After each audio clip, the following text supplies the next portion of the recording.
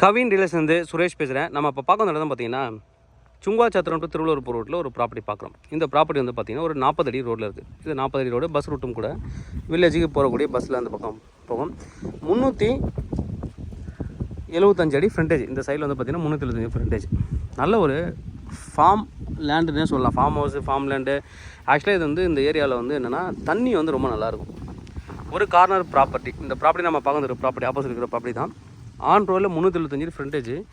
ஃபுல்லாக மரங்கள் தான். மாமரம், தென்னை மரம், தேக்கு மரம்.